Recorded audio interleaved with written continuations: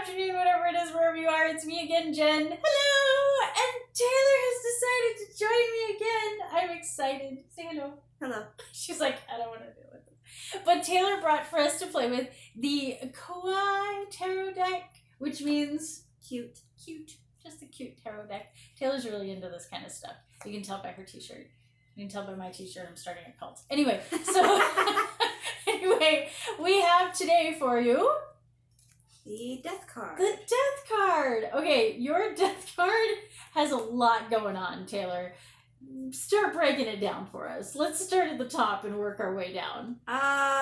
There's the flag, which is like the War Over the Roses flag, so pretty accurate. Yep. A little, I don't know, chupacabra thing with a hat that wants to be fancy, so he has a feather in it.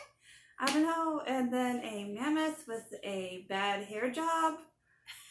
Woolly mammoth, rather. And then there's like water, and then these little frogs and these little bunnies are just along for the ride because, hey, death's coming. Why not just, cut them right off? So as much as this card is very strange with a lot of weird whimsical things like the mammoth and the chupacabra death rider and the little animals and stuff like that, and a lot more water representation. Like, yes, there's water and ships and things in this one, but they're more in the foreground, whereas in a more traditional card you have the characters who are actually dying in front of death and all of that in the foreground.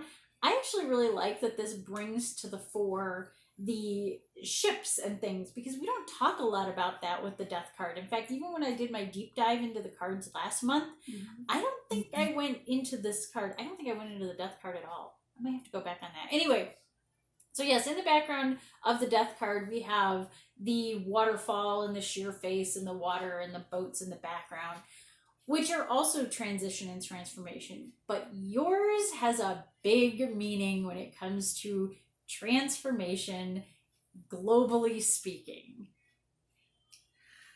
Really, Jen? It's a mammoth, and clearly everything's melting, and they're all floating away. So the melting of the polar ice caps and, like, the ice age changing and giving way.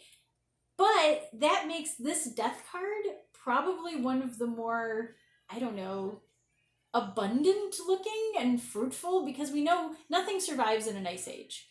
Ice age is bad.